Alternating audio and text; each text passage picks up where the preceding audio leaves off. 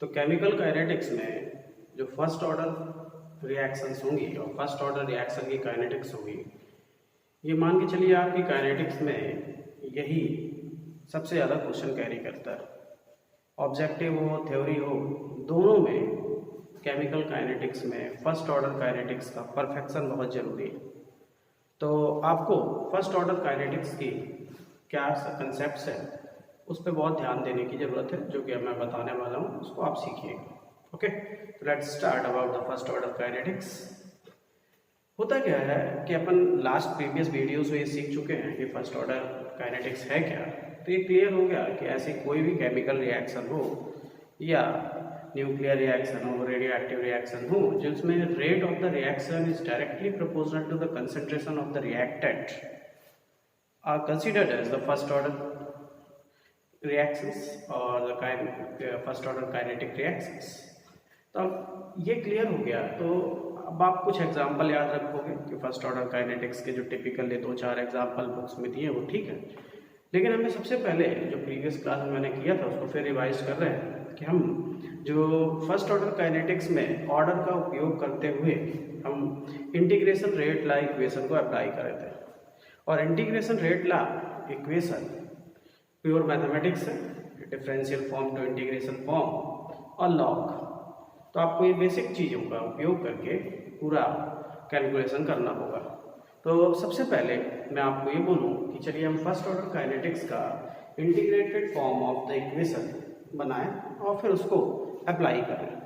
तो सबसे पहली चीज़ कि integrated form of rate equation बनाने के लिए लेट मैं ये मान लेता हूँ कि कोई एक हाइपोथेटिकल रिएक्शन है और वो ए टू प्रोडक्ट में कन्वर्ट हो रही है। क्लियर? अब इस हाइपोथेटिकल रिएक्शन में कुछ चीज़ें कंसीडर कर लेते हैं कि लेट कि एट दिस टाइम, यानी जब रिएक्शन प्रोसीड हो रही है तो टाइम टी पर उसका कंसंट्रेशन कुछ दिया है, उस कंसंट्रेशन को हम ए टी मान ले रहे हैं कि at time T the concentration is A t. T base में लिखा, t indicate about the given time. और जब रिएक्शन शुरू हुई है, जब टाइम 0 था, तो उसका कंसंट्रेशन हम ए नॉट मान लेंगे। हम जानते हैं कि सबसे इंपॉर्टेंट फैक्टर है के, रेट कांस्टेंट, और वो हम रिप्रेजेंट कर रहे हैं के से।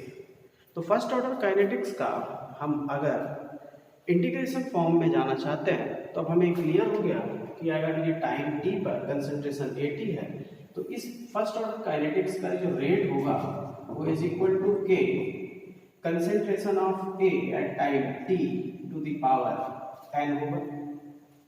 क्लियर? अब आप इसको इजी वे में कन्वर्ट करो।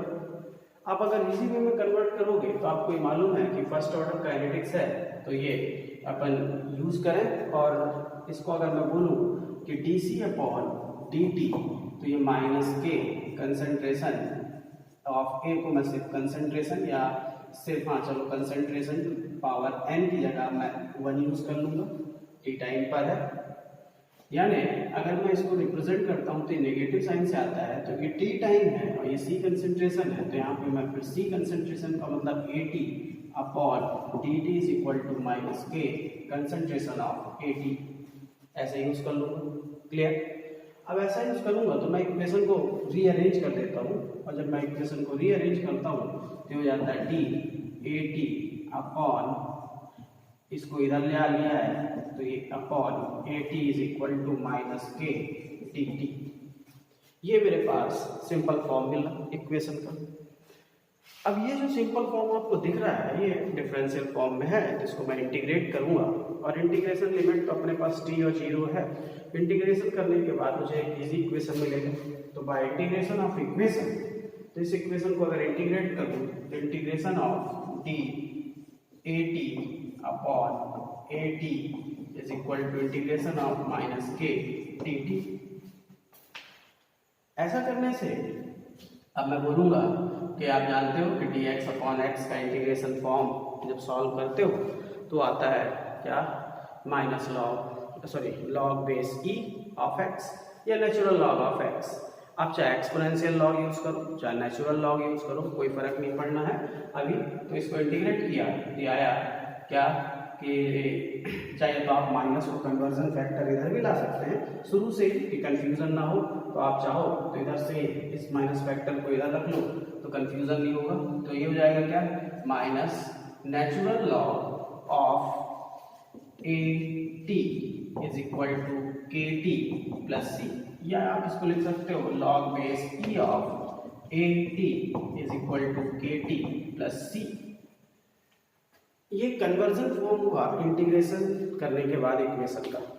अब ऐसा करने के बाद आपको ये ध्यान रखना है कि यहाँ पे के टी प्लस सी आया है, where C is the constant known as integration constant. अब इस सी की जगह आप चाहो तो आई भी यूज कर सकते हो इंटीग्रेशन कांस्टेंट के फॉर्म पे, एज यू लाइक।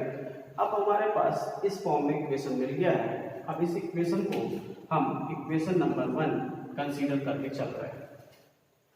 अब जब हमको ये चीज़ें मालूम हो गई कि टाइम टी पर जो एक इक्वेशन मिला है वो log base E minus log base E of A T is equal to K T plus C है, तो अब हमको टी टाइम की वैल्यू जो मालूम हो गई है, अब हमको ये पता करना है कि जब इनिशियल रिएक्शन हो रही थी तो उस समय इनिशियल रिएक्शन के समय जो कंसंट्रेशन ए नॉट था उसमें कन्वर्जन करता है इसी इक्वेशन का। तो लेट्स मैं ये मान लेता हूं कि जब रिएक्शन शुरू हुई तो at time t is equal to 0, जब time t is equal to 0 consider कर लूंगा तो अब मैं कंसंट्रेशन को AT नहीं क्या लिखूंगा, A नॉट लिखूंगा। तो टाइम t 0 पर अब मैं इक्वेशन हो जाएगा मेरा लॉग बेस e या नेचुरल लॉग ऑफ AT की जगह A naught is equal to k into 0 plus C. 0 क्यों कर दिया, क्योंकि टाइम 0 है। ऐसा करने पे मुझे वैल्यू मिलेगी क्या, minus log of A naught is equal to K की वैल्यू खत्म हो जाएगी, 0 है तो सी कांस्टेंट की वैल्यू मिल गई minus log of A not. Clear, ये आपको बाद में भी याद रखना है कि कांस्टेंट जो आया है इंटीग्रेशन कांस्टेंट वो आया है minus log of A not. अब मैं इसे कोई इक्वेशन नंबर 2 मान ले रहा हूँ।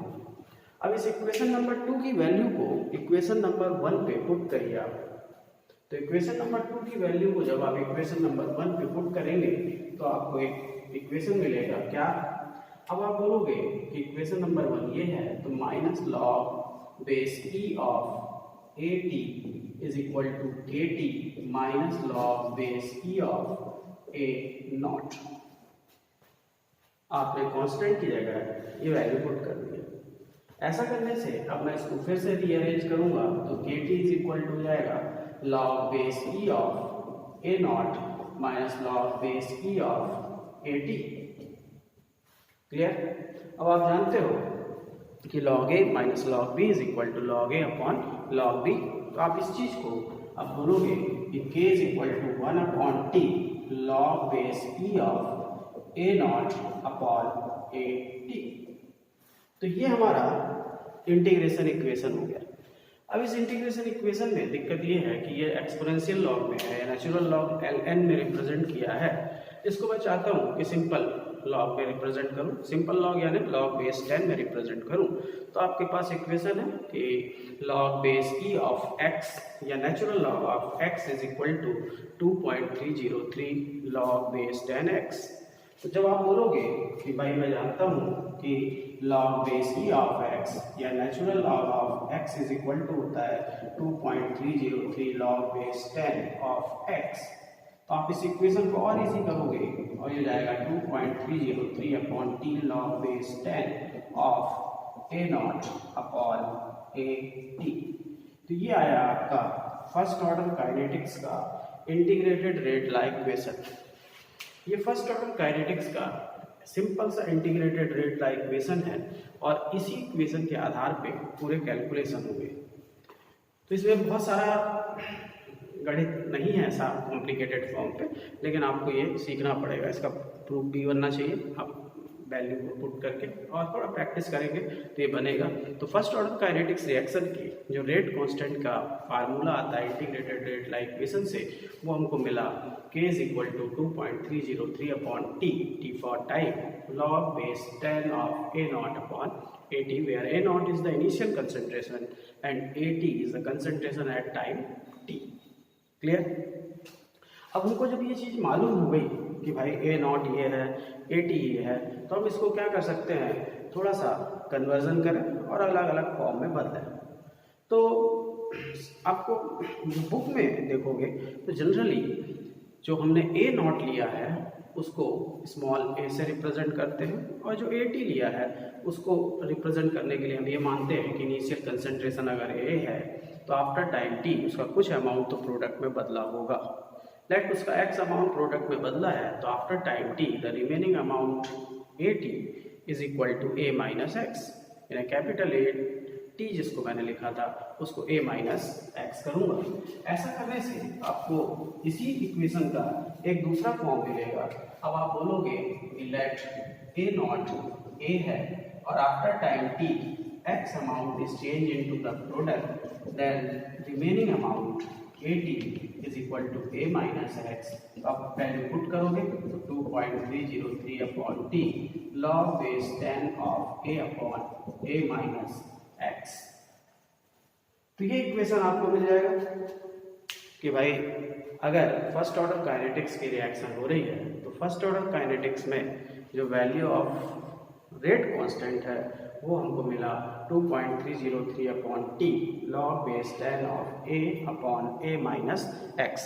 अब इन इक्वेशंस का यूज करके आप बहुत अच्छे से कैलकुलेशन कर सकते हैं और उसको समझ सकते हैं। क्लियर? तो अब आपके पास ये क्लियर हो गया कि फर्स्ट ऑर्डर काइनेटिक्स का मेरे पास सिंपल इक्वेशन हो गया रेट कांस्टेंट की वैल्यू के लिए। अब इस इक्वेशन को जो कि हमारे पास है कि rate constant of the first order reaction is equal to 2.303 upon T log base 10 of A T upon A naught upon A T, या इसी को आप A upon A minus X conversion कर सकते हो। अब इस इक्वेशन को चलो आप मैथमेटिकली ट्विस्ट करते हैं और अलग अलग फॉर्म में इसको देखते हैं। तो सबसे पहला और सबसे इम्पोर्टेंट चीज़ ये है कि काइनेटिक्स में फर्स्ट ऑर्डर काइनेटिक्स का जब हम रेट कांस्टेंट का इक्वेशन लेते हैं तो उसका ग्राफिकल रिप्रेजेंटेशन क्या होगा और उस ग्राफिकल रिप्रेजेंटेशन का स्लोप क्या होगा। क्लियर? तो उसको ध्यान से देखो।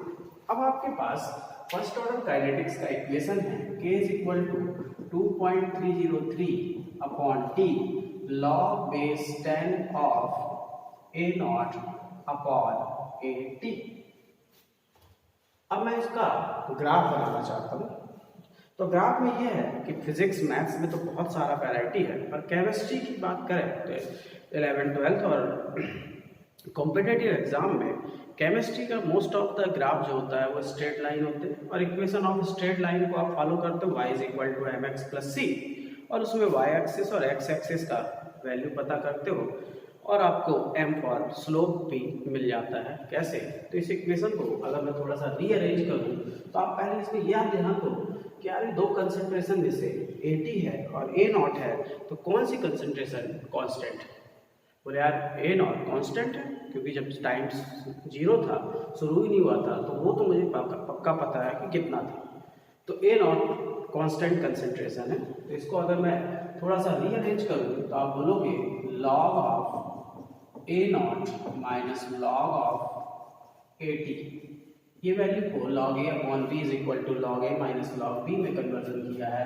तो जब ये होगा तो आप बोलोगे k t अपॉन 2.303, इसको ऐसे लिख लो। अब अगर ये चीज को आप यूज कर रहे हो और ये इस तरह से है तो आप देखो कहीं माइनस साइन आएगा क्या?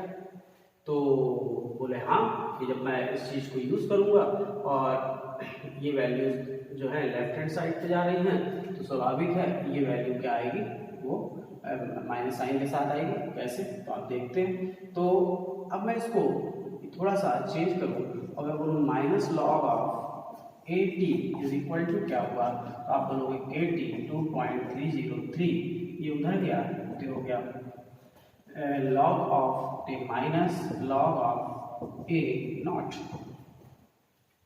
अब मैं क्या करता हूँ, इक्वेशन में माइनस मल्टीप्लाई कर लेता हूँ पूरे इक्वेशन पे, तो ये हो जाएगा log of AT is equal to minus K upon 2.303 into T. इसको थोड़ा सा रीअरेंज करके लिख देता हूँ, और plus log of A not.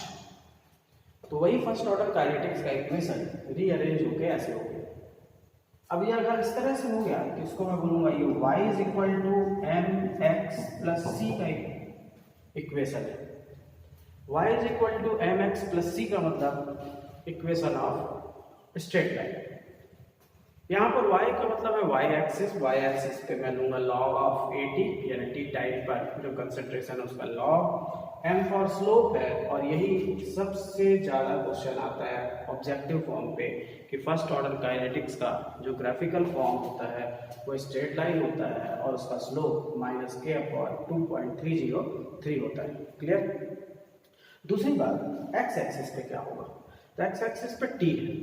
इसी काइनेटिक्स में आगे हम कैपिटल T का यूज करेंगे जो कि टेम्परेचर कहलाएगा आर्हेनियस इक्वेशन और एक्टिवेशन एनर्जी के समय। यहाँ पर ये स्मॉल t आपको ये ध्यान रखना है, बहुत सारे बच्चों के कंफ्यूजन हो जाता है कि t यहाँ टाइम है, टेम्परेचर नहीं है। इसलिए फर्स्ट ऑर्डर काइनेटिक्स में आपको सोचना होगा कि t फॉर टाइम, ओके। और कांस्टेंट की value log of a not है। अब मैं बोलूँ कि यार इस इक्वेशन पे अगर मैं ग्राफ को फॉर्म करता हूँ तो आप बोलोगे कि यार अगर ग्राफ बनाएंगे तो ये तय हो गया कि y एक्सिस पे log ऑफ at है, या फिर आप log of a minus x भी एज्यूम कर सकते हो। क्यों? आपको वही चीज़ यूज़ करना है, डिपेंड ऑन डिमांड। टीचर्स कैसा पूछते हैं उसी हिसाब से आपको चलना है, बाकी ऑब्जेक्टिव फॉर्म पे कोई फर्क नहीं पड़ता। और एक्स एक्सिस पे आपने टाइम t लिया हुआ है। ऐसा करने पे स्लोप क्या आ रहा है, तो बोले यार स्लोप में माइनस साइन है, मेरा स्लोप नेगेटिव है।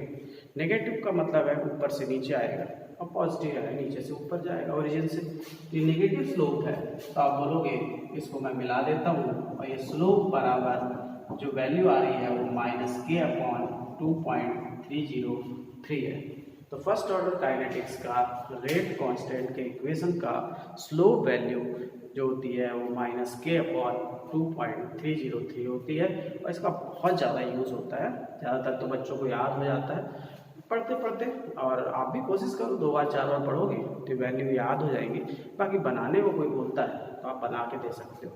तो फर्स्ट ऑर्डर काइनेटिक्स के जो इक्वेशन बनते हैं उन फर्स्ट ऑर्डर काइनेटिक्स के इक्वेशन का सबसे इंपॉर्टेंट चीज़ ये हो गया कि उसका जो ग्राफिकल फॉर्म है स्ट्रेट लाइन है, और उस स्ट्रेट लाइन में जो स्लोप की वैल्यू आती है वो माइनस के अपॉन 2.303 आती है। क्लियर है। अगर आपको ये चीज़ क्लियर हो जाती है तो फिर आप अब इसमें बहुत ज़्यादा यूज़ कर सकते हो अलग अलग कंसेप्ट्स के, और अलग अलग तरीके से इनका कैलकुलेशन कर सकते हो कि अगर मुझे फर्स्ट ऑर्डर काइनेटिक्स की वैल्यू फार्मूला स्लोप कंडीशन मालूम है तो आगे क्या होगा। आगे अब इसके कैलकुलेशन की बारी आती है।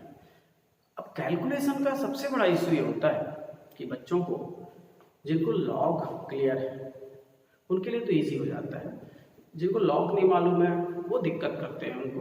अब हर जगह लॉग की वैल्यू दी जाएगी, ठीक है, कभी नहीं दी गई तो आप कम से कम छोटे मोटे लॉग की वैल्यू तो आपको बननी ही चाहिए। छोटा मोटा लॉग यानी लॉग के बेसिक इक्वेशन जो है वो आपको आइडिया है कि भाई लॉग के 3 जनरल इक्वेशन केमिस्ट्री में ज़्यादातर यूज़ करते हैं कि log A into B is equal to log A plus log B, log A upon B is equal to log A minus log B, ये सब बेस 10 पे हैं, और log A to the power B is equal to B log A. आप कोशिश ये करो कि कुछ भी करो इस चैप्टर को, और स्पेशली केमिस्ट्री में लगभग 8 चैप्टर होते हैं फिजिकल केमिस्ट्री में 11 से 12 तक जहाँ लॉग की ज़रूरत पड़ती है। इक्विलिब्रियम में आपने देखा ही है, पीएच निकालना है तो लॉग चाहिए, रेडॉक्स में लॉग चाहिए, इलेक्ट्रोकेमिस्ट्री में लॉग चाहिए, इवन सोल्यूशन के कुछ क्वेश्चन लॉग्स चाहिए। तो इंटीग्रेशन डिफरेंशिएशन लॉग के जो बेसिक कैलकुलेशन है वो बनने चाहिए। अब ये तय है तो कुछ छोटी वैल्यूज़ जो मैं पहले भी बताया हूँ आपको याद होनी चाहिए कि log 1 अगर मैं कहूँ तो वो हमेशा 0 होगा, log 2 0.301, log 3.47, log 4 अगर कोई पूछ ले तो आप बोलोगे log 2 का स्क्वायर, और log 2 का स्क्वायर यानी 2 log 2 into 0.301 is equal to 0.602। log 5 पूछ लें तो लगभग 0.7 वैल्यू यूज़ करोगे, डिपेंड 0.69 है ना, 99 होती है। और log 6 पूछ लिया तो आप बोलोगे यार log 6 तो याद नहीं है, तो आपको 2 3 तो याद है, तो आप बोलोगे log 6 का मतलब होगा log 2 into 3, log 2 into 3 is equal to log 2 plus log 3। log 2 की वैल्यू 0.301, log 3 की वैल्यू 0.47, दोनों का समेशन करोगे तो आ जाएगा 0.771। log 7.84 log 8 log 2 का क्यूब कर लो। जब 2 का क्यूब कर लोगे तो log 2 का cube is equal to 3 log 2 हो जाएगा, और 3 log 2 तो 3 इंटू 0.301 इज इक्वल टू आप सॉल्व कर लोगे 0.903 log 9। तो log 9 की वैल्यू अगर आपको पता करनी है तो आप बोलोगे log 9 अगर पता करना है तो मैं यूज़ कर लूँगा log 3 का स्क्वायर, और 3 log 2 3 इंटू log 2 0.301 आप मल्टीप्लाई करोगे तो 2 log 3 आएगा, सॉरी, तो 2 log 3 तो 2 इंटू log 3 की वैल्यू 0.47 तो 0.94 हो जाएगा, और log 10 1 होता है। जब आप log 10 जानते हो तो फिर उसके बाद log 12 15 20 जो भी जैसा पूछा जाएगा आप उसका कन्वर्जन करोगे। तो कोशिश करिए कि ये आपको ओरली याद हो, डिपेंडेंसी बहुत कम हो। हाँ ठीक है, बहुत कॉम्प्लिकेटेड वैल्यूज़ हैं तो उनके लॉग नेचुरल है, आप सब कुछ तो याद नहीं कर पाओगे, लेकिन कुछ जनरल प्रैक्टिस में जो क्वेश्चन आते हैं वो हमेशा बहुत ही इजी वैल्यू रख के सॉल्व किए जा सकते हैं। आप उनके लॉग की वैल्यू को याद रखो। अब आप ये क्लियर हो गया कि फर्स्ट ऑर्डर काइनेटिक्स का। अब मैं इस इक्वेशन को मल्टीपल यूज़ करता हूँ, और मल्टीपल यूज़ में ये देखता हूँ कि इसका कहाँ कहाँ किस तरह का उपयोग होता है। तो लॉग वैल्यू मालूम है, फर्स्ट ऑर्डर काइनेटिक्स का इक्वेशन मालूम हो गया, स्लोप मालूम हो गया, तो इसका मल्टीपल इक्वेशन फॉर्म में देखते हैं और पता करते हैं कि इसका यूज़ क्या। तब फिर ये जो फर्स्ट ऑर्डर काइनेटिक्स का हमारे पास इक्वेशन है, इस इक्वेशन को पहले हम क्या करते हैं कि थोड़ा सा इजी न्यूमेरिकल करते हैं और उसके आधार पर कैलकुलेशन करते हैं। जैसे अगर आप इसको देख रहे हैं, मैं क्वेश्चन बोलता हूँ, पेन कॉपी का यूज़ करो, इंस्टेंट आंसर ला के दिखाओ। तो जैसे मैं कहूँ कि if the rate constant of the first order kinetics is 100, unit क्या थी फर्स्ट ऑर्डर काइनेटिक्स की, second inverse, is 100 second inverse, then calculate the total time to complete the 75% of the reaction। समझा? क्वेश्चन को समझ पाए? Question है if the rate constant of the reaction is 100 second inverse, then calculate the total time to complete the 75% of the reaction। इसमें आपको सब कुछ दे रखा है, रेट कांस्टेंट दे रखा है, टाइम निकालना है।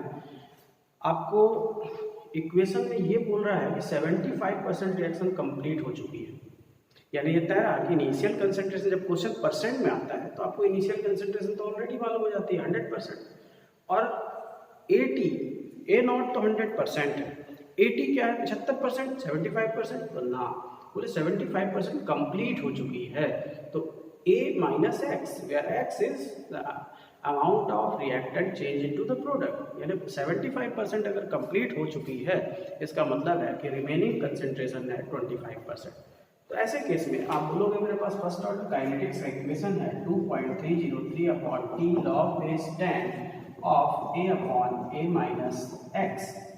तो आप बोलोगे मेरे को टाइम निकालना है, तो t is equal to 2.303 time निकालना है, k की वैल्यू 100 सेकेंड इनवर्स थी, log of initial concentration is 100% upon 75% complete हो गई है तो 100 माइनस 75।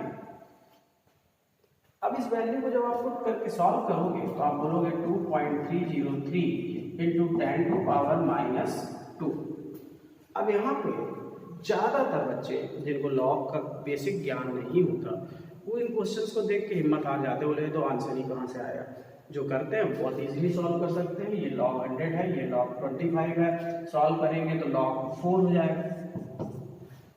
ओके, अब लॉग 4 हो गया तो मेरे को नहीं लगता कि दिक्कत होगी। लॉग 4 की वैल्यू अभी भी बताया, तो time t is equal to 2.303 10 to power minus 2, और लॉग 4 की वैल्यू क्या होगी, तो बोलोगे यार लॉग 4 की वैल्यू मेरे को याद नहीं है, तो 2 स्क्वायर 2 लॉग 2 इंटू 0.301 0.602।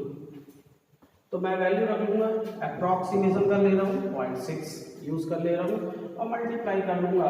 अब बोलूँगा यार 0.6 है तो इसको अगर कैलकुलेशन करूँगा तो 6 3 जा 18, 6 3 जा 18, 6 2 जा 12, 13, तो इसको सॉल्व किया तो 1.3818 10 टू पावर माइनस 2 सेकेंड। यानी इस फर्स्ट ऑर्डर काइनेटिक्स का जो 75% रिएक्शन कंप्लीट होने का जो टाइम रिक्वायर्ड है वो ये आ गया।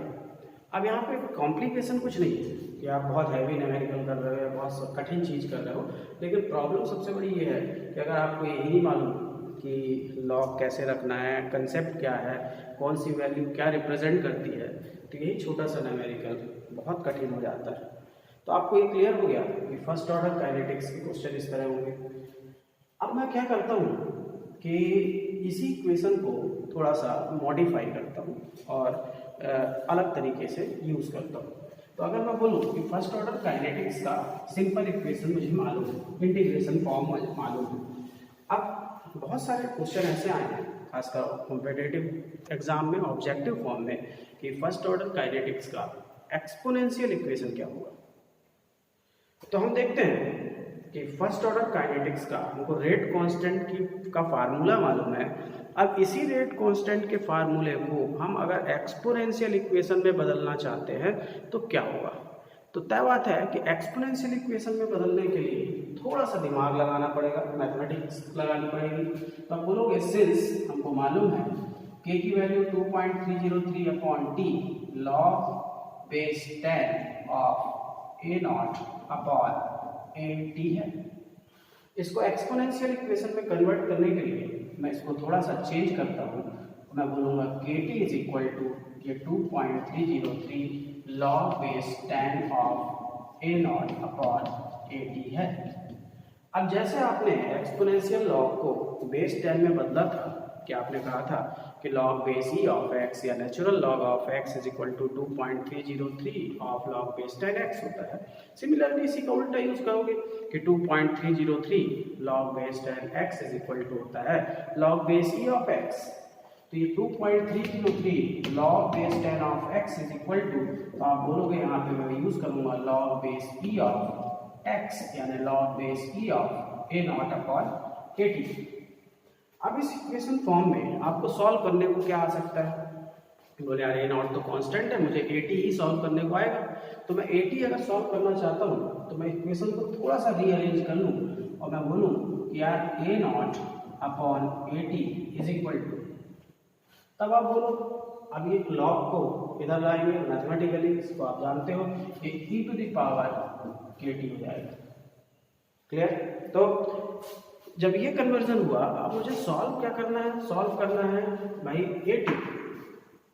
तो जब आपको ए टी सॉल्व करना है तो आप बोलोगे कि यार इक्वेशन में जब मुझे A naught upon A T की value E to the power K T मिली है, लेकिन ए टी सॉल्व करना है तो पूरे इक्वेशन को मैं रिवर्स कर देता हूँ। तो पूरे इक्वेशन को अगर मैं रिवर्स कर दूँ तो A T upon A naught is equal to e to the power minus K T हो जाएगा। अब अगर ऐसा हो गया तो मैं ए टी की वैल्यू सॉल्व करूंगा तो A T is equal to A naught into e to the power minus K T. This is known as exponential equation of any first order kinetics reaction. इस चीज को बहुत seriously ध्यान देना है क्योंकि बहुत हाई फाई न्यूमेरिकल भी आते हैं, बहुत दिक्कत वाली चीजें भी आती हैं। आई टी में स्पेशली नीट में सराउंडिंग क्वेश्चन होते हैं। तो आपको क्वेश्चन पहले थ्योरी और उस थ्योरी का जो मैथमेटिक्स है उस मैथमेटिक्स का एक्सट्रैक्ट कंक्लूजन निकालते बनना चाहिए। तो किसी भी फर्स्ट ऑर्डर काइनेटिक्स का रेट कांस्टेंट अगर मुझे मालूम है तो उसका एक्सपोनेंशियल इक्वेशन कन्वर्जन करूंगा तो वो मिलेगा A T is equal to यानी टी टाइम पे remaining concentration is equal to A naught E to the power minus K T. Clear. ये हमारा एक्सपोनेंशियल फॉर्म ऑफ इक्वेशन बन गया। अब इसमें कई क्वेश्चन ऐसे आए हैं जहाँ पे वैल्यू दे दी जाती है। अब वैल्यू दे दी जाती है बच्चों को परेशानी होती है, जैसे कि मान लो कि मैं कहूँ कि एक इक्वेशन है और उस इक्वेशन में A T is equal to 5 into 10 to power minus 5 E to the power minus 3.5 10 to power minus 2 into 100 है। बताओ ए टी क्या होगा। तो या तो आप मैथमेटिकली वैल्यू सॉल्व करो या फिर आप सीधे बुद्धि लगाना है आपको कि आपके पास जो ये फर्स्ट ऑर्डर काइनेटिक्स का इक्वेशन था और आप इसकी समझ लगाओ, बोले यार ये नॉट है ना, आपको ये टाइम दिया हुआ है, ये के दिया हुआ है, सबकी वैल्यू दी हुई है, लॉग रखोगे और लॉग रखने के बाद वैल्यू आएंगी। जब कॉम्प्लिकेटेड क्वेश्चन में एंटी लॉग की वैल्यू जनरली दी जाती है तो एंटी लॉग की वैल्यूज में बहुत दिक्कत नहीं है, आप याद रखोगे तो बनेगा। अब ये तय हो गया कि फर्स्ट ऑर्डर काइनेटिक्स का रेट कांस्टेंट मालूम है, उसका ग्राफ मालूम है, अब मैं उसका एक्सपोनेंशियल इक्वेशन भी बना ले रहा हूँ। तो फर्स्ट ऑर्डर काइनेटिक्स में अब कुछ क्या नया हो सकता है उस चीज़ को ध्यान देने की ज़रूरत है। तो ये तो तय हो गया कि यार रिएक्शन में इस तरह के क्वेश्चन आएंगे, लेकिन बहुत सारे क्वेश्चन आप देखोगे कॉम्पिटिशन्स में खासकर रेशियो में क्वेश्चन दिए और दो इक्वेशन बना के उनके क्वेश्चन बनाए जाते हैं और वो थोड़ा सा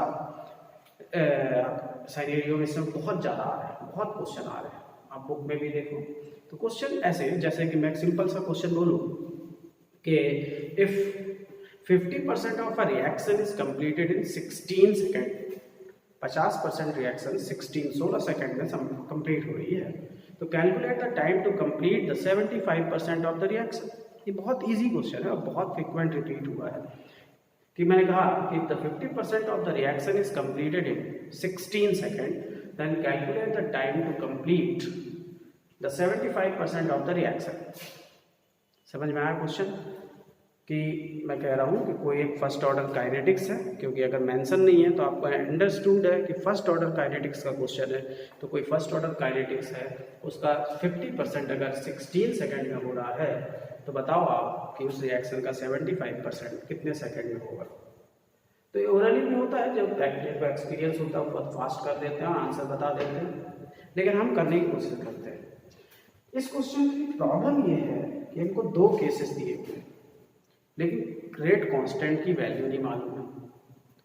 तो इसका मतलब हुआ कि ऐसे क्वेश्चन की प्रैक्टिस में आपको ध्यान देना होगा कि मैं क्या करूंगा कि दो कंडीशन बनाएंगे और दो कंडीशन बना के मेरे को रेट कांस्टेंट को तो कैंसिल करना ही पड़ेगा, क्योंकि रेट कांस्टेंट की वैल्यू नहीं है। एक मुझे टाइम दिया हुआ है 16 सेकेंड जहाँ पे 50% कंप्लीट हुई है, और एक दूसरा टाइम निकालना है। तो मैं इसमें प्रैक्टिस बेस्ड आपको ध्यान देना होगा कि दो इक्वेशन फॉर्म करने हैं। जैसे कि condition 1 k is equal to, K पता ही नहीं है, 2.303 अपॉन टी बोल रहा है कि 16 सेकंड में होती है log base 10 a upon a minus x, कितने परसेंट हो रही है 50%, तो ये कहोगे 100 अपॉन 100 माइनस 50, तो ये हो जाएगा 100 अपॉन 50। अब आप जानते हो कि ये वैल्यू 2.303 अपॉन 16, इतनी वैल्यू को मैं लॉग 2 कंसीडर कर ले रहा हूँ। ये मेरा इक्वेशन बनाया। अब मेरा इक्वेशन बना गया, अब मेरे को तो ये निकालना है कि यार उसका 75% कंप्लीट होने में कितना टाइम लगेगा।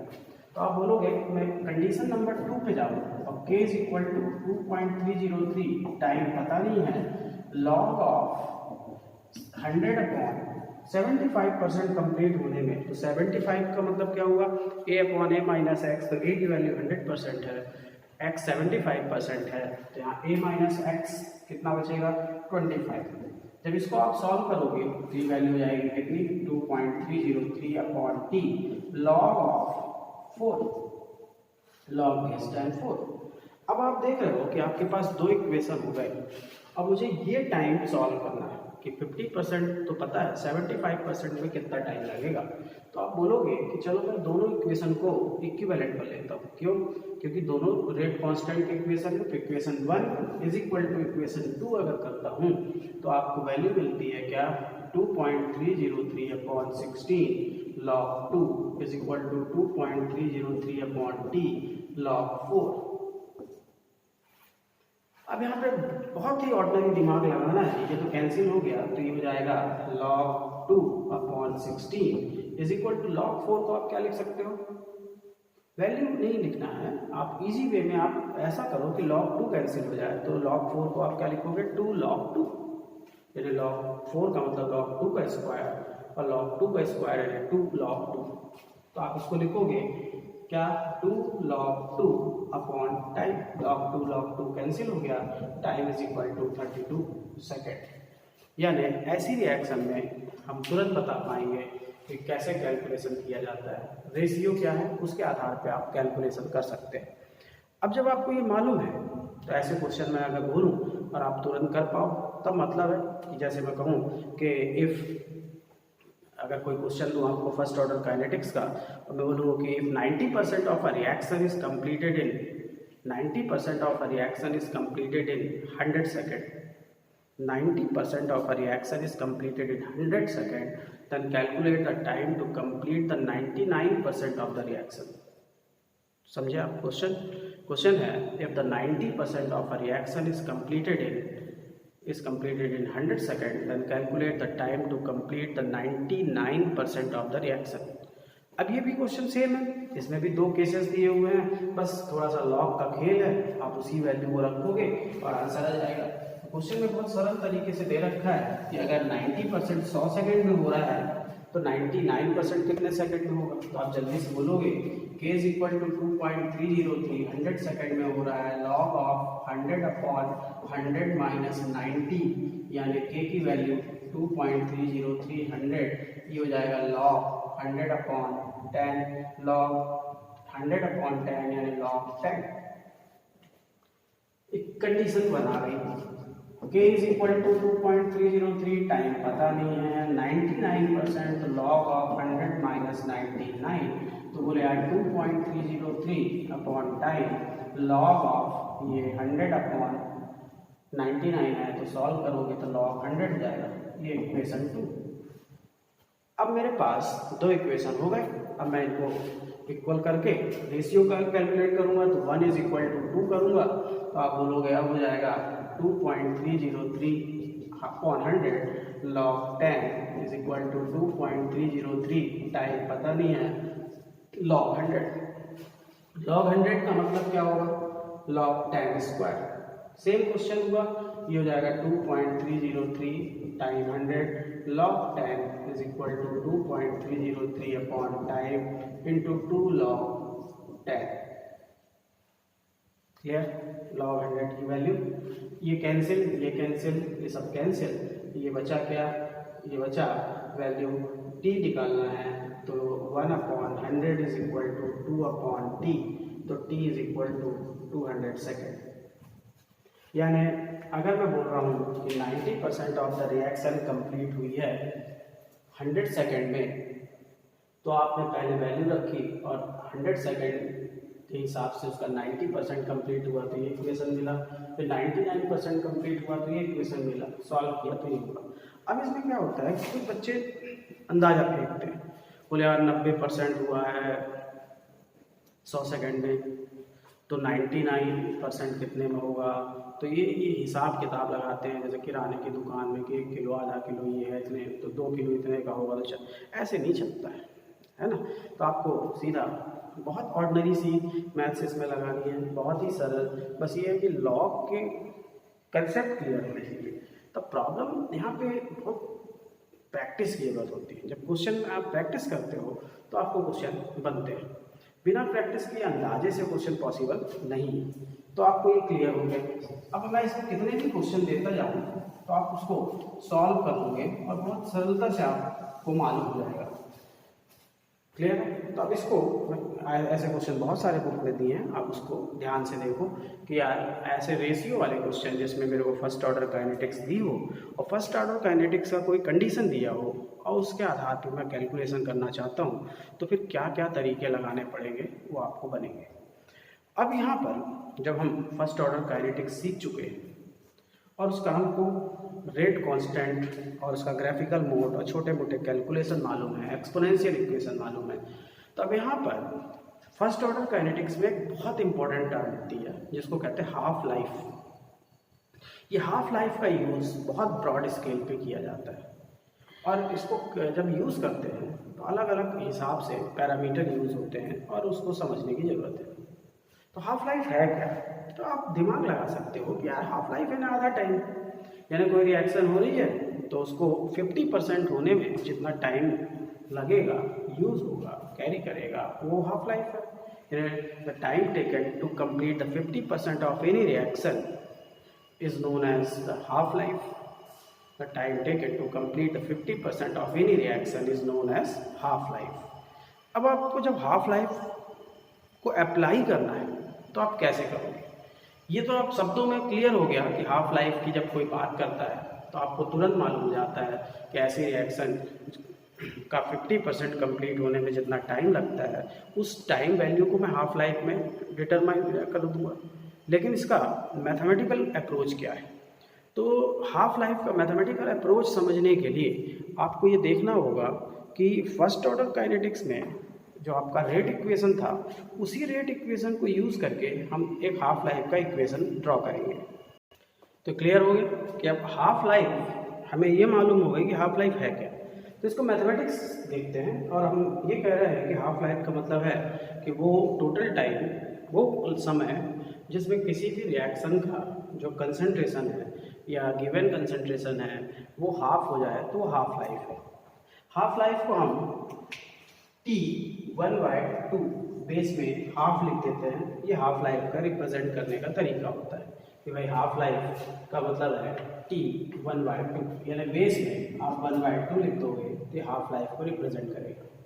तो अगर मैं फर्स्ट ऑर्डर काइनेटिक्स को यूज करूँ तो आप बोलोगे k = 2.303/T log base 10 of A0/AT। आप हाफ लाइफ पढ़ने वाले हैं। अब आप बोलोगे ये जो टोटल टाइम है उसको मैं हाफ लाइफ कंसीडर करना चाहता हूँ। तो जब हाफ लाइफ कंसीडर करोगे तो इनिशियल कंसंट्रेशन तो एज इट इज रहेगी, लेकिन आफ्टर टाइम टी जो AT है वो कितना होगा? तो बोलोगे यार आधा हो जाएगा। किसका आधा हो जाएगा? हाफ हो जाएगा। बोले इनिशियल कंसंट्रेशन का। तो अब आप यहाँ पर A0 तो कांस्टेंट है, लेकिन जो T टाइम का कंसंट्रेशन है ड्यूरिंग हाफ लाइफ, आप उस वैल्यू को AT ना लिख के A0/2 करोगे। क्यों? क्योंकि हाफ कंसंट्रेशन हो गया। अब ये दो वैल्यू को आप इसी इक्वेशन में फिर से पुट करो। तो जब आप फिर से इसी इक्वेशन में पुट करोगे तो आपको वैल्यू मिलेगी k = 2.303/T की जगह T1/2 बेस में हाफ लाइफ, क्योंकि अब हाफ लाइफ सॉल्व करना है। लॉग ऑफ बेस 10 A0 और AT की जगह क्या है? A0/2। क्लियर? अब यहाँ पे जब आपको ये चीज मालूम है तो आप फिर वही मैथमेटिकल स्किल, थोड़ा सा दिमाग लगाओ। आपको सॉल्व क्या करना है? Half life. तो हाफ लाइफ का इक्वेशन सॉल्व करना है तो 2.303/K, ये वैल्यू कैंसिल हो जाएगी, 2 ऊपर जाएगा तो ये हो जाएगा log 2। तो T हाफ = 2.303 log 2 की वैल्यू 0.301/K। तो हाफ लाइफ का इक्वेशन जब आप सॉल्व करोगे तो आप मल्टीप्लाई कर लोगे तो हो जाएगा 6.90। सॉरी, जब इसको सॉल्व करोगे तो चाहो तो आप 3 से मल्टीप्लाई करो तो 6.93 सॉरी पॉइंट में है तो 0.693/K, 0.693/K। तो half life of the first order kinetics का जो इक्वेशन आया वो आया हाफ लाइफ = 0.693/रेट कांस्टेंट। अब ये तो न्यूमेरिकल के लिए हो गया। इसमें बहुत इंपॉर्टेंट भी बातें हैं जिनको यूज करेंगे अपन। लेकिन क्या होता है, कई बार ऑब्जेक्टिव क्वेश्चन पे ये फार्मूला भी दिया होता है, दूसरे तरीके से भी फार्मूला दिया होता है। तो आप क्या होता है, छोटे छोटे कैलकुलेशन में तो आप जरूरत पड़ती है। तो आप बोलोगे कि अगर मैं इस इक्वेशन को, हाफ लाइफ को मैं एक्सपोनेंशियल लॉ में कर रहा होता तो ये जो फॉर्म दिख रहा है आपको, ये सॉल्व कर रहे होते आप तो T हाफ = जो 2.303/K है और log बेस 10 है, तो आप जानते हो कि 2.303 log बेस 10 ऑफ x होता है नेचुरल लॉग ऑफ x या log base e of x। तो हाफ लाइफ का जो इक्वेशन आता है आपका T हाफ = आप नेचुरल लॉग ऑफ 2/K या log base e of 2/K भी यूज कर सकते हैं। तो जरूरी नहीं है कि आप फार्मूले को रटें, आप थोड़ा सा मैथमेटिक्स पे इस चैप्टर में लगाना पड़ेगा कि हाफ लाइफ का जनरल इक्वेशन क्या है। तो आप बोलोगे बेस 10 में तो 0.693/K है, लेकिन अगर मैं एक्सपोनेंशियल लॉग या नेचुरल लॉग में वैल्यू रखता हूँ तो वहाँ पर फिर लॉग नेचुरल लॉग 2/K या log base e of 2/K होगा। हाफ लाइफ के इस इक्वेशन में आपको एक सबसे इम्पोर्टेंट चीज दिख रही है वो ये कि जो हाफ लाइफ की वैल्यू आ रही है फर्स्ट ऑर्डर काइनेटिक्स की, उसमें इक्वेशन देखो जो कैलकुलेशन करना है जिस इक्वेशन से, यानी इस इक्वेशन पे, तो 0.693 upon K, where 0.693 is a number and K is a constant. यानी हाफ लाइफ के इक्वेशन में there is no any use of concentration. ये सबसे इम्पोर्टेंट कंसेप्ट है जो आपको दिमाग में रखना होगा कि जब किसी भी फर्स्ट ऑर्डर काइनेटिक्स की हाफ लाइफ की स्टडी कर रहे होते हैं तो ऐसे केस में जो उसका मैथमेटिकल इक्वेशन आता है वो 0.693 अपॉन के आ रहा है, और इस इक्वेशन पे कंसंट्रेशन का कोई डिपेंडेंसी नहीं है। इसलिए फर्स्ट ऑर्डर काइनेटिक्स की हाफ लाइफ कभी भी रिएक्टेंट के कंसंट्रेशन पर डिपेंड नहीं करती है। फर्स्ट ऑर्डर काइनेटिक्स की हाफ लाइफ कभी भी रिएक्टेंट के कंसंट्रेशन पर डिपेंड नहीं करती है, ये आपको दिमाग रखना होगा। तो फिर इससे कैसे रिलेशन आएंगे अलग अलग ऑर्डर में, वो तो मैं आगे अभी बताऊंगा, लेकिन अभी आपके दिमाग में ये क्लिक करना चाहिए, ये हमेशा बैठा होना चाहिए कि फर्स्ट ऑर्डर काइनेटिक्स की हाफ लाइफ कभी भी कंसंट्रेशन पे डिपेंड नहीं करती है। The half life of any first order reaction not depend upon the initial concentration और the concentration of the reactant at all. तो आपके पास इक्वेशन है 0.693 अपॉन के, इसके आधार पर आप समझ सकते हैं। अब इसमें बहुत सारे क्वेश्चन आए हैं और लड़के गलती करते हैं, बहुत गलती करते हैं। जैसे मैं बोलूँ कि half life of 20 gram of a substance, half life of a 20 gram of substance is 20 minute, then calculate the half life of 5 gram of the substance if it follows the first order kinetics। अब ऐसे question में लोग भटक जाते हैं। Question मैंने क्या बोला कि अगर कोई सब्सटेंस है या कोई रिएक्शन है वो फर्स्ट ऑर्डर काइनेटिक्स को फॉलो कर रही है और उसके 20 ग्राम अमाउंट की हाफ लाइफ 20 मिनट्स है, तो आप बताओ उसके 5 ग्राम अमाउंट की हाफ लाइफ कितनी होगी। तो जो पढ़े लिखे हैं, जिनका कंसेप्ट क्लियर है, उनको तो तुरंत बात क्लिक करती है, क्योंकि वो प्रैक्टिस कर रहे हैं, क्वेश्चन के कांटेक्ट में है, तो उनको मालूम हो जाता है बेवकूफ़ बना रहा है। फर्स्ट ऑर्डर काइनेटिक्स में कंसंट्रेशन का कोई रोल ही नहीं होता हाफ लाइफ में। तो जब कंसंट्रेशन का कोई रोल नहीं है तो चाहे 20 ग्राम लो, 5 ग्राम लो, 100 ग्राम लो, हाफ लाइफ का मतलब है वो टाइम जिसमें आधा हो जाएगा। तो वो टाइम जिस पे आधा हो जाएगा, तो कोई भी अमाउंट हो, अपन को तो वो टाइम पता करना है जो हाफ हो। तो कंसंट्रेशन का कोई रोल नहीं है, जिसको मालूम है उसको क्लिक करेगा और वो तुरंत बोलेगा कि भाई चाहे 20 ग्राम का अगर 20 मिनट है तो 5 ग्राम का भी 20 मिनट होगा, 1 ग्राम का भी 20 मिनट होगा, 100 ग्राम का भी 20 मिनट होगा। नहीं मालूम है तो वही फिर हिसाब लगाएंगे किराना स्टोर वाला कि 20 का 20 है तो 5 का 5 हो जाएगा। बोले यार IIT नीट 12th स्टैंडर्ड के क्वेश्चन जब आते हैं तो इतने मजाक थोड़ी आते हैं कि आप ऑर्डिनरी हिसाब किताब लगाओ और आंसर आ जाएंगे। तो थोड़ा सा इसमें क्लियर होना जरूरी है। तो अगर हाफ लाइफ आपको मालूम है और आपको फर्स्ट ऑर्डर काइनेटिक्स में ये भी मालूम है कि आपको के की वैल्यू अलग अलग हिसाब से अलग अलग तरीके से पुट करते बनती है, तो आप हाफ लाइफ और रिएक्शन के टोटल टाइम और रेट कांस्टेंट को आपस में यूज़ करके एक बढ़िया तगड़ा इक्वेशन बना सकते हो।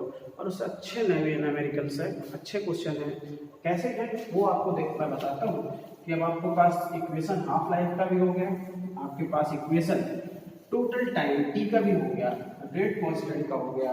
तो मैं एक रिलेशन आपसे बोलूँ कि बनाइए, ऐसा रिलेशन बनाते हैं अपन कि जिसमें हाफ लाइफ भी हो, टोटल टाइम भी हो, कंसंट्रेशन भी हो और रेट कांस्टेंट भी हो। तो आप बोलोगे कि मैं फर्स्ट ऑर्डर काइनेटिक्स के रेट कांस्टेंट का पढ़ाई जब करता हूँ तो रेट कांस्टेंट का इक्वेशन मेरे पास है k is equal to 2.303 time log base 10 of a naught upon at। अब इसमें मैं हाफ लाइफ को अगर अप्लाई करूँ तो आप बोलोगे कि since half life is equal to 0.693 upon k, तो मैं k इज इक्वल टू बोलूँगा 0.693 अपॉन हाफ लाइफ।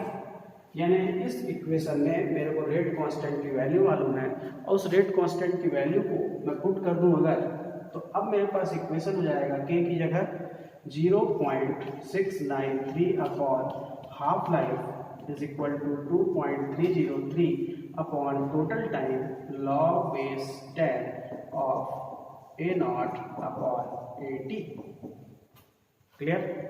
अब मेरे को ये दोनों का रिलेशन लाना है, हाफ लाइफ और टोटल टाइम का।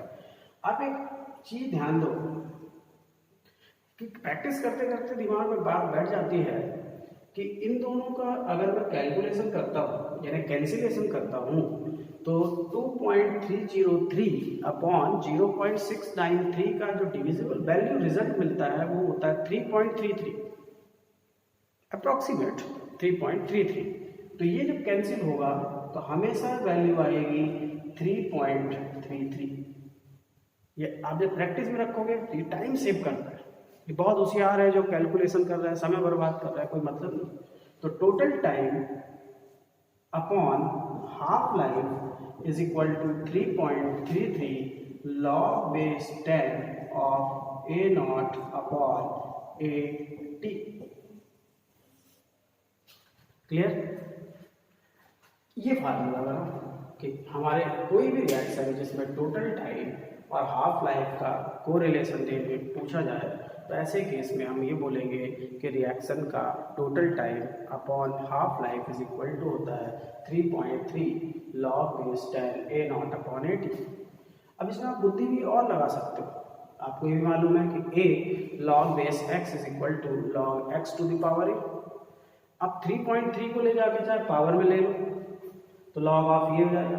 फ्रैक्शनल है, थोड़ा अप्रॉक्सीमेशन है तो 10/3 कर लो, 3.33 को 10/3 कर लो। तो जब 10/3 कर लोगे तो जब ले जाओगे यहाँ पे तो पावर 10/3 होगी या यहाँ पे भी 10/3 होगी। अब आपको ये मालूम है तो मैं कोई भी क्वेश्चन बोलूँगा बहुत फास्ट आप कैलकुलेशन कर लोगे क्योंकि आपको रिजल्ट पहले से मालूम है। यानी न्यूमेरिकल करने के लिए आपने 60-70% तो सोल्यूशन पहले से कर लिया और आपके दिमाग में वो क्वेश्चन है कि भाई जब भी कोई क्वेश्चन आएगा तो मैं इस तरह से सॉल्व करूँगा। जब ये रिजल्ट आपके दिमाग में है तो आप कोई भी क्वेश्चन में बोलता हूँ तो आप फास्ट आंसर लाते हो और बहुत जल्दी कंप्लीट कर लेते हो। जैसे कि मैं कहूँ कि half life of a reaction is 20 second. If half life of a reaction is 20 seconds, then calculate the time to complete the 99.9% of the reaction. सुना आपने? क्वेश्चन है if half life of a reaction is 20 seconds, then calculate the total time to complete the 99.9% of the reaction. अब आप बोलोगे मैं इसी equation को use करूंगा तो T upon half life 20 second है 3.33 log of initial concentration percent में दिया है तो 100 upon a minus x 100 minus 99.9%। जब इसको सॉल्व करूंगा तो ये मिलेगा क्या t is equal to 20 into 3.33 into ये सॉल्व करूंगा तो ये जाएगा कितना 0.1। ये 0.1 होगा तो ये 10,000 हो जाएगा तो ये लॉग ऑफ 10 टू पावर 3 में लिख दूंगा लॉग 1000 की वैल्यू। इसको और इजी करूंगा तो ये 20 इंटू 3.33 इंटू 3 लॉग 10 की वैल्यू 1। 3.33 इंटू 3 अप्रॉक्सीमेटली आप 10 एज्यूम कर लो। जब 10 एज्यूम कर लोगे तो 20 इंटू 10 इज इक्वल टू 200 हो जाएगा और आंसर बहुत इजीली आप सॉल्व कर पाओगे। ओके, तो कोशिश करिए ये चीज़ें बने। जब आपको ये बनता है तो आप इसके आधार पे बहुत सारे न्यूमेरिकल्स कर सकते हैं। तो नेक्स्ट वीडियो में नेक्स्ट क्लास में मिलते हैं और इसके आगे भी देखते हैं। Okay, thank you.